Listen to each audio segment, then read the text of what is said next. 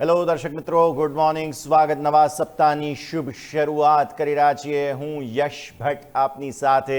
ભારતીય markets gap up ઓપનિંગનો આખરે ઘણા સમય બાદ સંકેત આપી રહ્યા છે. ત્યારે સવાલ એ બને કે શું આ ગેપ અપ ઓપનિંગ ટકાઉ છે? એ સવાલનો જવાબ મેળવીશું, પણ શરૂઆત હેડલાઇન્સની સાથે કરીશું. ભારતીય માર્કેટ્સ માટે મિશ્ર સંકેત. દિવસની શરૂઆત ઉછાળા સાથે ગિફ્ટ નિફ્ટી 200 પોઈન્ટની તેજી પર. ડાઉ ફ્યુચર્સ 200 પોઈન્ટ ઉપર. એશિયન માર્કેટમાં મિશ્ર કારોબાર. શુક્રવારે અમેરિકન ઇન્ડેક્સ 1% જેટલા ઘટાડા સાથે બંધ. પશ્ચિમ એશિયામાં યુદ્ધ અને ભારતમાં એફઆઈઆઈની મોટી વેચવાલી. 9 સત્રમાં 56,883 કરોડની વેચવાલી કરી. જોકે સામે ડીઆઈઆઈએ 70,000 કરોડ રૂપિયાની કરી ખરીદદારી. ખડગ આઇલેન્ડ પર ઈરાનના મિલિટરી એસેટ્સ પર હુમલાથી ક્રૂડના ભાવમાં તેજી. $103 પાર બ્રેન્ટ. ટ્રમ્પે ખડગ આઇલેન્ડ પરના ઈરાની ઓઇલ ફેસિલિટી પર હુમલાની ધમકી આપી. તો ઈરાને પણ ધમકી આપી કે તે પણ એનર્જી ઇન્ફ્રા પર કરી શકે મોટો અટેક. ત્રીજા સપ્તાહમાં પહોંચ્યું પશ્ચિમ એશિયાનું યુદ્ધ. રવિવારે પણ બંને દેશોએ એકબીજા પર હુમલો યથાવત રાખ્યો. ઈરાનના વિદેશ મંત્રી અરાઘચીએ ટ્રમ્પના યુદ્ધ વિરામના દાવા ફગાવ્યા. સઉદી અને યુએઈએ ઈરાનના હુમલા વિરુદ્ધ ચેતવણી જાહેર કરી.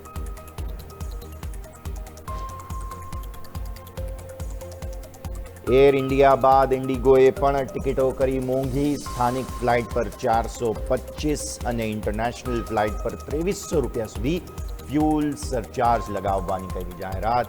પશ્ચિમી એશિયન યુદ્ધને કારણે એટીએફ કિંમતોમાં વધારા બાદ લેવાયો નિર્ણય.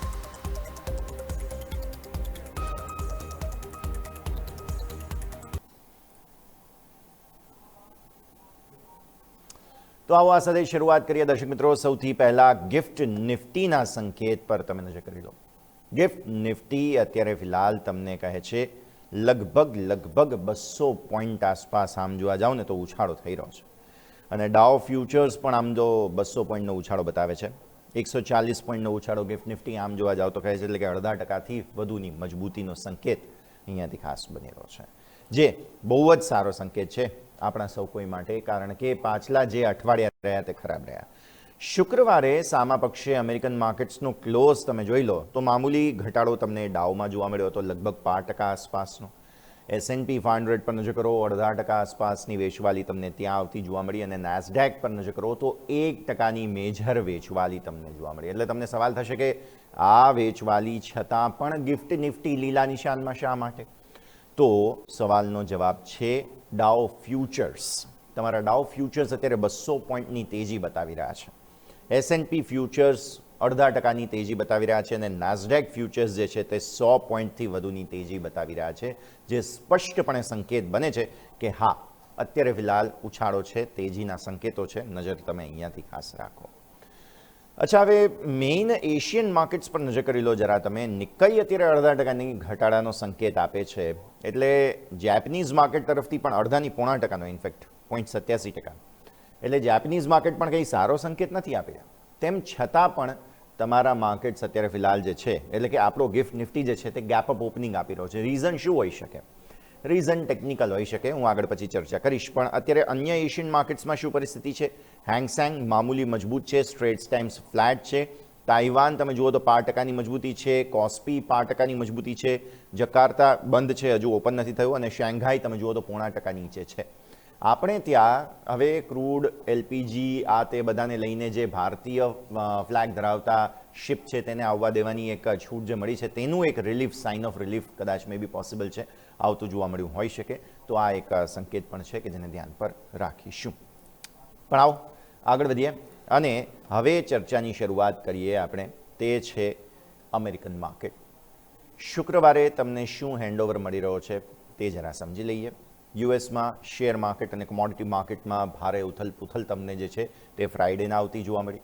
એક તરફ તમે ક્રૂડ ઓઇલના વધતા ભાવોની અસર જે છે તે માર્કેટ પર આવતા જોઈ, જેના કારણે સતત માર્કેટ જે છે તે ઘટતા જોવા મળ્યા. બીજી તરફ સપ્તાહના અંતિમ દિવસે ત્રણેય મુખ્ય સૂચકાંક જે છે તે લાલ નિશાનમાં બંધ થતા જોવા મળ્યા. ડાઉ 5% ઘટાડા સાથે 46,558 પર બંધ થયો. S&P 500 0.5% તૂટીને 6,632 પર સેટલ થયો અને સામે ટેક શેર્સ એટલે કે નાસ્ડેક બેઝિકલી ભારે દબાણ જોવા મળ્યું એટલે નાસ્ડેક ઓલમોસ્ટ 1.93% આસપાસનો મોટો ઘટાડો નોંધાવીને 22,105ના લેવલ પર બંધ થતો જોવા મળ્યો. ઈરાન દ્વારા સ્ટ્રેટ ઓફ હોર્મુઝને જે બંધ કરવાની ધમકી આપવામાં આવેલી છે અથવા તો કહો કે બંધ જ રાખવામાં આવ્યું છે એમ જ કહેવું જોઈએ આપણે, તેના કારણે થઈને બેઝિકલી ઇન્ટરનેશનલ માર્કેટમાં ક્રૂડ ઓઇલના ભાવમાં ભડકો જોવા મળ્યો અને $100ને પાર બ્રેન્ટ જે છે તે પહોંચતો તમને જોવા મળ્યો હતો. અત્યારનો લાઈવ સંકેત હું તમને જો બ્રેન્ટનો આપું તો અત્યારે પણ 103.95 પર આપણે છીએ. મતલબ કે તમે દબાણનો જ સંકેત અહીંયાથી ખાસ જોઈ રહ્યા છો.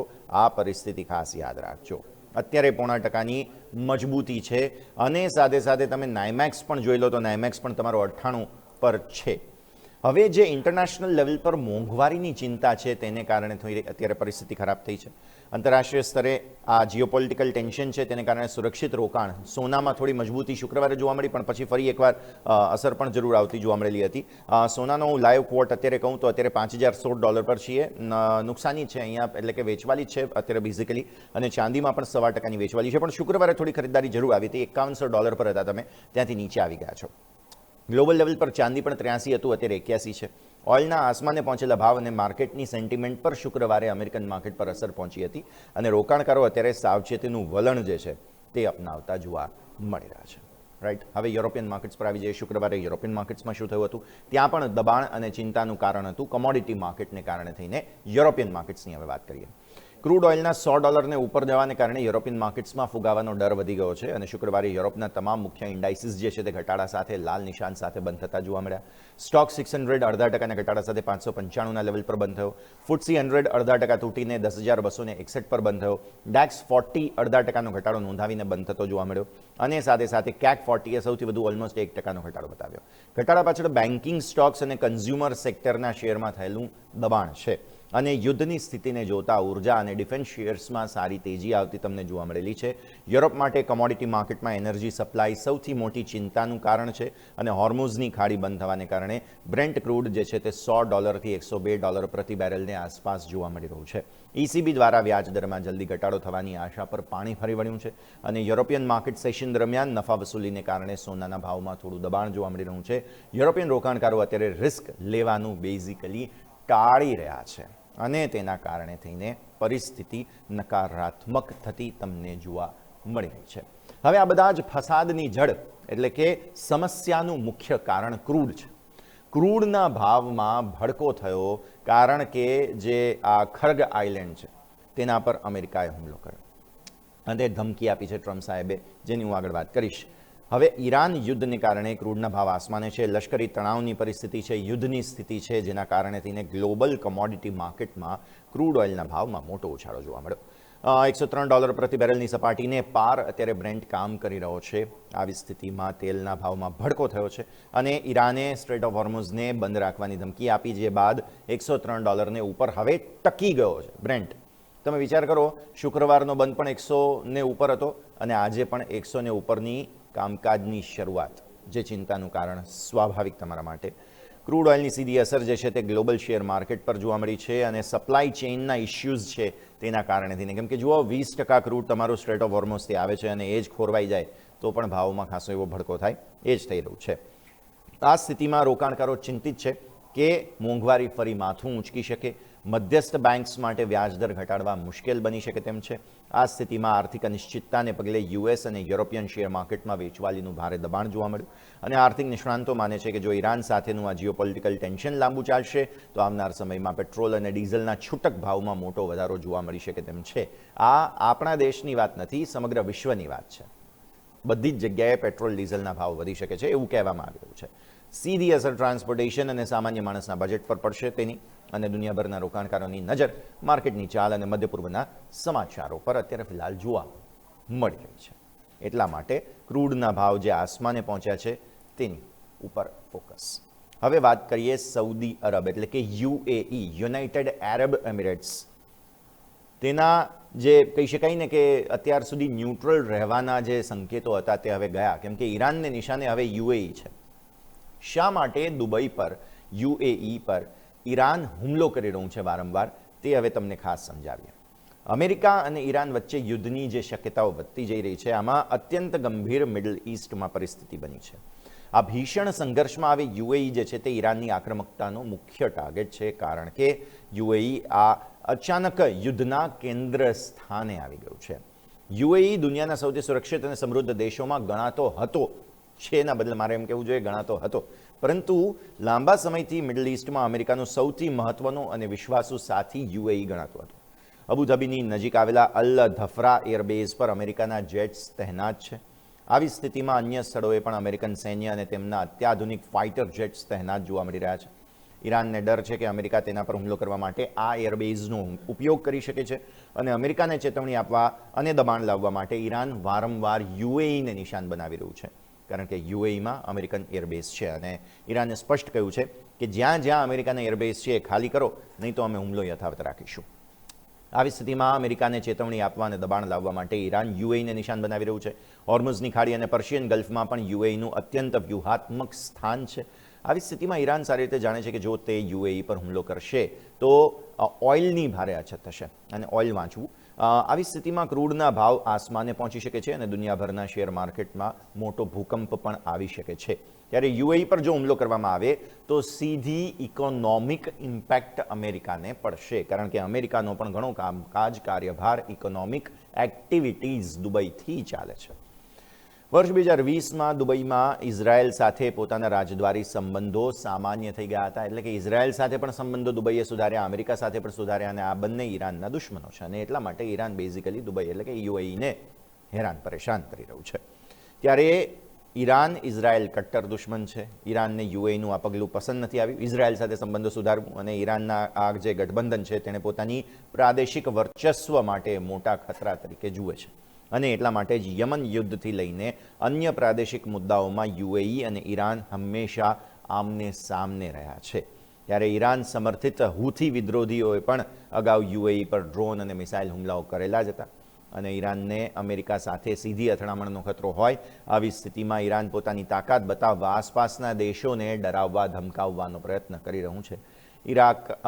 માફ કરશો, અહીંયાથી અમેરિકા અને ઈરાનની જો વાત કરીએ તો ત્યાં તણાવમાં યુએઈ સૌથી સંવેદનશીલ સ્થિતિમાં છે અને એટલે જ અહીં હુમલાઓ વધશે તો સપ્લાય ચેઇન ખોરવાઈ જશે અને જો સપ્લાય ચેઇન ખોરવાઈ જશે તો ગ્લોબલ શેર માર્કેટમાં મોટો કડાકો આવી શકે તેમ છે અને જો આ મોટો કડાકો આવ્યો તો પછી તમે વધારે પરેશાની જોશો અને એટલા માટે જ અત્યારે ફિલહાલ પરિસ્થિતિ ખરાબ.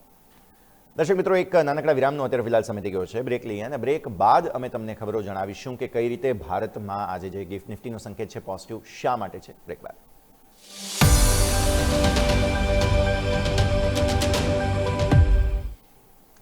આપનું સ્વાગત છે. દર્શક મિત્રો, ગિફ્ટ નિફ્ટી તરફથી ગેપ અપ ઓપનિંગનો સંકેત મળી રહ્યો છે. આવી સ્થિતિમાં શું આ તેજી યથાવત રહેશે કે કેમ, ટેકનિકલ બાઉન્સ બેક છે કે કોઈ ફંડામેન્ટલ કારણોથી તેજી છે તે આપણે સમજવાની કોશિશ કરી રહ્યા છીએ.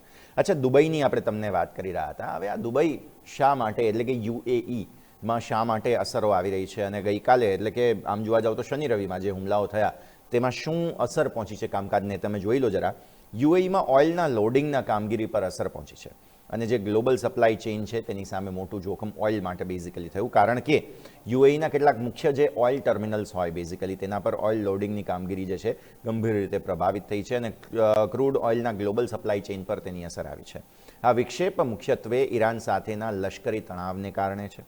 હોર્મુઝની ખાડી આસપાસ ઊભા થયેલા સુરક્ષા જોખમોને કારણે પણ વિક્ષેપ થયો છે. આંતરરાષ્ટ્રીય શિપિંગ કંપનીઓએ તેમના ઓઇલ ટેન્કર્સની અવરજવર ધીમી કરી દીધી છે અને અસુરક્ષિત માહોલના ડરને કારણે ઘણી કંપનીઓએ અવરજવર ઘટાડી છે. સલામતીના કડક પગલાઓને કારણે જહાજોને પોર્ટ પર લોડિંગ માટે પહોંચાડવા માટે પણ વિલંબ થઈ રહ્યા છે અને $100 પાર ગયા બાદ ક્રૂડના ભાવો હજુ પણ અત્યારે ફિલહાલ જે છે ગ્લોબલ ઇકોનોમીને દબાણ હેઠળ લાવી રહ્યા છે. એમ સમજો તમે, અહીંયાથી ક્રૂડના ભાવમાં દબાણ નથી પણ ગ્લોબલ ઇકોનોમીને દબાણ આપી રહ્યા છે તેઓ. યુએઈ જેવા વિશ્વના ટોચના ઓઇલ ઉત્પાદક દેશોના જે લોડિંગ હોય, શિપ પર જે ક્રૂડ લોડ કરવાની વાત હોય તેને અસર પહોંચી છે. આવી સ્થિતિમાં યુએઈ જેવા દેશોની નિકાસની કામગીરીને કારણે લાંબો સમય વિક્ષેપ રહેશે. આ હવે ટૂંકમાં સુધારો આવે ક્રૂડમાં એવા સંકેત નથી આંતરરાષ્ટ્રીય માર્કેટમાં ઓઇલની ભારે અછત સર્જાઈ શકે છે અને આ પરિસ્થિતિને કારણે દુનિયાભરના શેર માર્કેટમાં પણ ભારે સાવચેતી જોવા મળી શકે. ઈંધણનો સપ્લાય ખોરવાવો અને એ વૈશ્વિક અર્થતંત્ર માટે સીધો ફટકો બની શકે તેમ છે. ત્યારે આવનારા દિવસોમાં ટ્રેડર્સ અને રોકાણકારોની નજર યુએઈમાંથી થતા ઓઇલ સપ્લાય પર છે અને જો સ્થિતિ જલ્દી સામાન્ય નહીં થાય તો એનર્જી સેક્ટરમાં અસર પહોંચી શકે તેમ છે. શેર માર્કેટમાં વધુ ઉથલપુથલ પણ આવી શકે તેમ છે અને એટલા માટે જ આ એક ચિંતાનું કારણ દર્શક મિત્રો તમારે ગણવાનું રહેશે. પરંતુ હવે ટ્રમ્પ સાહેબ જે ખર્ગ આઇલેન્ડની મેં તમને વાત કરીને એવી જ રીતે વધુ મોટા હુમલાની તૈયારીમાં છે. ઈરાનના મુખ્ય ઓઇલ હબ પર હુમલો કરવાનો તેઓ વિચાર કરી રહ્યા છે અને અમેરિકા અને ઈરાન વચ્ચે જે તણાવ છે તે એકદમ પીક પર છે ત્યારે યુનાઇટેડ નેશન્સમાં અમેરિકાના એમ્બેસેડર વોલ્ટ્ઝે મોટું નિવેદન આપ્યું છે અને કહ્યું છે કે રાષ્ટ્રપતિ ડોનાલ્ડ ટ્રમ્પ જે છે તે ઈરાનના સૌથી મહત્વપૂર્ણ ઓઇલ હબ પર સૈન્ય કાર્યવાહી કરશે. આ ટ્રમ્પ દ્વારા જે હુમલો કરવાના વિવિધ વિકલ્પો છે તેના પર ગંભીરતાથી વિચાર કરવામાં આવી રહ્યો છે તેવો સંકેત છે બેઝિકલી. અને આ નિવેદન બાદ શેર માર્કેટ અને કોમોડિટી માર્કેટમાં ખળભળાટ મચી ગયો છે.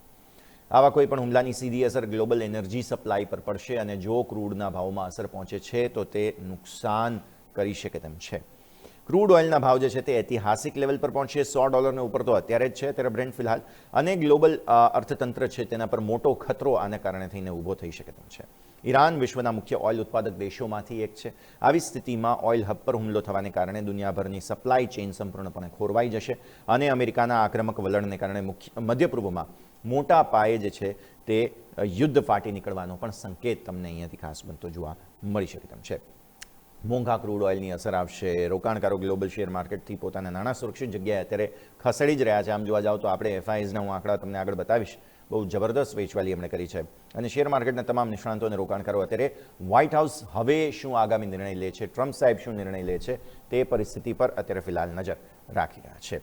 આ તરફ તમે નજર કરો, યુએસને જલ્દી યુદ્ધના અંતની આશા પણ છે.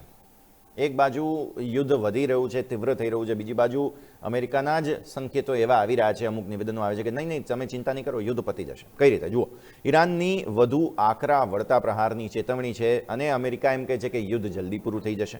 ભીષણ યુદ્ધમાં હવે એક અત્યંત મહત્વપૂર્ણ વળાંક આવી ચૂક્યો છે અને અમેરિકન અધિકારીઓ આ લશ્કરી સંઘર્ષનો જલ્દી અંત આવે તેવી આગાહી કરતા જોવા મળી રહ્યા છે. ઈરાને સ્પષ્ટ દાવો કર્યો કે ઈરાન લડતું રહેશે અને કહેવાય ને કે લાંબા સમય સુધી લડવા માટે તેઓ સક્ષમ છે. આવી સ્થિતિમાં ઈરાન પોતાના દુશ્મનો સામે લાંબા સમય સુધી ટકી રહી શકે તેમ છે. ખર્ગ આઇલેન્ડ પર જે વધુ આક્રમક સૈન્ય હુમલો કરવાની ખુલ્લી ધમકી ટ્રમ્પ સાહેબે જે આપી છે તેમાં ઈરાનનું મુખ્ય ઓઇલ એક્સપોર્ટ હબ તરીકે તમે જુઓ આ ખર્ગ આઇલેન્ડ જે છે ઈરાનનો આઇલેન્ડ છે બેઝિકલી. અને ટ્રમ્પે તેમના સાથી દેશોને તેની અપીલ પણ કરી છે કે તમારા એનર્જી સપ્લાય ચેઇનના સોલ્યુશન્સ માટે તમે તમારા યુદ્ધ જહાજોને સ્ટ્રેટ ઓફ હોર્મોઝમાં તૈનાત કરો. હોર્મોઝની ખાડી જળમાર્ગને સુરક્ષિત રીતે ખુલ્લો રાખવા માટે યુદ્ધ જહાજોને તૈનાત કરવામાં આવ્યું. ટ્રમ્પ સાહેબ કહે છે અન્ય દેશોને હવે કહેવા લાગ્યા છે કે ભાઈ અમારો સાથ તમે પણ આપો.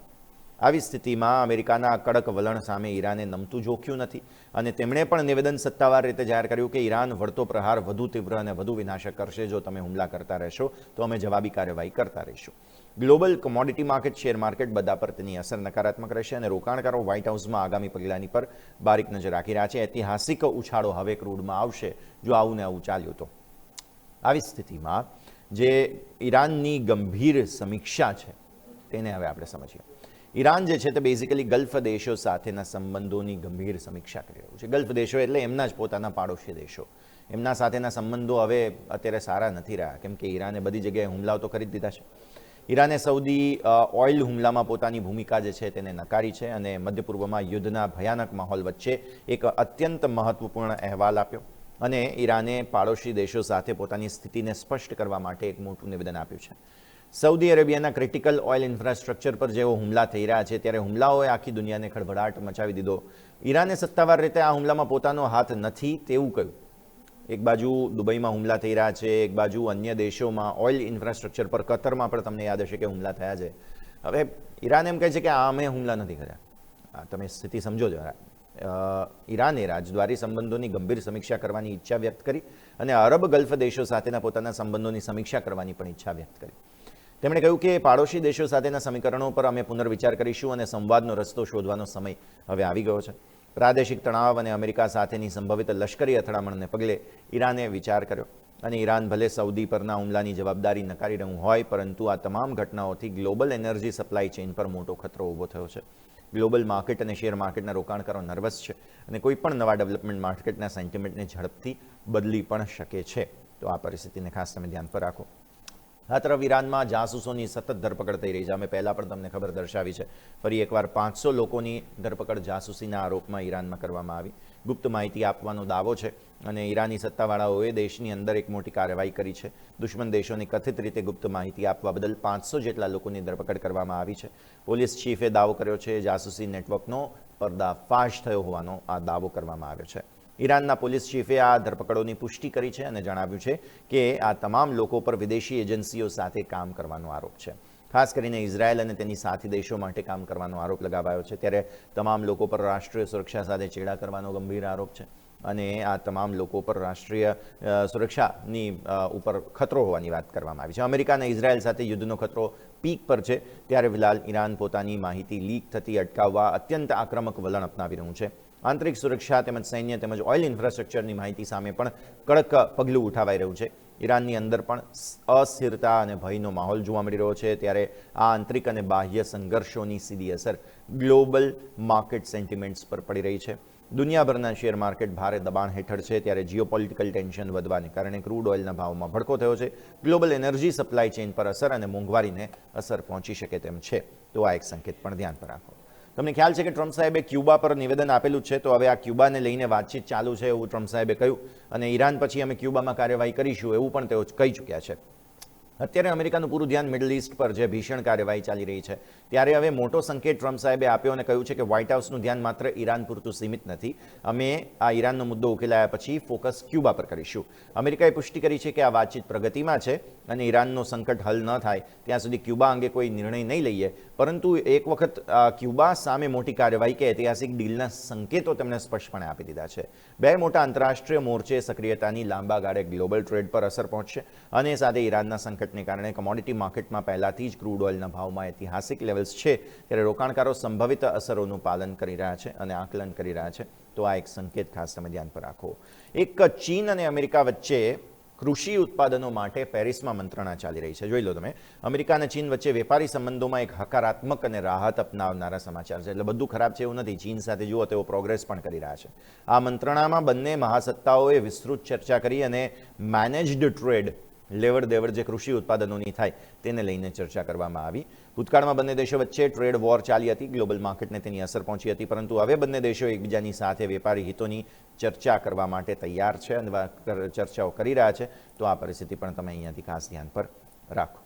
આવો અંતે હું દર્શક મિત્રો તમને એફઆઈઆઈ અને ડીઆઈનો સંકેત આપી દઉં, કારણ કે એફઆઈસ જે છે તે અત્યારે ફિલહાલ શુક્રવારે પણ સતત વેચવાલી કરીને ગયા છે અને હેવી 10,700 કરોડની વેચવાલી તેમણે કરી. ડીઆઈએસે 9,977 કરોડની ખરીદદારી કરી. નિફ્ટીના ફ્યુચર્સ બહુ હેવી વેચ્યા છે એમણે. હવે આજે શોર્ટ કવર થશે કે કેમ કે જુઓ 100 પોઈન્ટનો ઉછાળો તો છે અત્યારે ફિલહાલ. 5,127 કરોડના નિફ્ટીના ફ્યુચર્સ વેચ્યા છે. બહુ હેવી ફ્યુચર્સ વેચ્યા છે. ઓપ્શનમાં કામ નથી. જુઓ 837 કરોડ. નેક્સ્ટ સ્લાઇડ આપો પ્લીઝ. 837 કરોડના મામૂલી ઓપ્શન્સ વેચ્યા, પણ નિફ્ટીના ફ્યુચર્સ બહુ હેવી વેચ્યા છે અને સ્ટોક ફ્યુચર્સ સ્ટોક ઓપ્શનમાં પણ વેચવાલી તમને જોવા મળશે. આપી દો નિફ્ટીનો ચાર્ટ છેલ્લે, જે ક્લોઝ છે શુક્રવારનો તે તો ઘટાડા સાથેનો જ છે. આવી સ્થિતિમાં આજે ભારતીય માર્કેટ્સમાં શું અસર રહેશે તે જોવું રસપ્રદ રહેશે. ઇવન તમે બેંક નિફ્ટી પર જો કરી લો તો બેંક નિફ્ટીમાં પણ જે મોટો ઘટાડો આવ્યો, નિફ્ટીમાં 2% ઘટાડો હતો. બ્લેક ફ્રાઇડે બની ગયો હતો શુક્રવારે. બેંક નિફ્ટી પર જો કરો તો બેંક નિફ્ટીમાં પણ 2% આસપાસનો ઘટાડો આવેલો હતો અને સાથે સાથે તમે જુઓ તો ઓવરઓલ પરિસ્થિતિ ખરાબ હતી. તો આવી સ્થિતિમાં જોવાનું રહેશે કે હવે શું આગામી સંકેત બને છે. પણ દર્શક મિત્રો, આ સાથે જ ગિફ્ટ ટુ ગ્લોબમાં આપણે સમજ્યા કે આજે તો થોડી એવી પોઝિટિવિટી આપવાની કોશિશ માર્કેટ્સ કરી રહ્યા છે. શું તે ટકાઉ છે કે કેમ, અને ગ્લોબલ તમામ સંકેતો કે જેને કારણે ક્રૂડ અને શેર માર્કેટ પર અસર પડી શકે તમામ પર ગિફ્ટ ટુ ગ્લોબમાં નજર કરી છે. આ સાથે જ આ કાર્યક્રમમાં હાલ બસ આટલું જ. મને યશને આપશે રજા. એક બ્રેક લઈશું અને બ્રેક બાદ મારા સહયોગી યોમિક અને અજય લઈને આવી રહ્યા છે ઇન્ટ્રાડે ગેમ. આજના 20 મહત્વપૂર્ણ શેર્સ નજર કરીશું બ્રેક બાદ.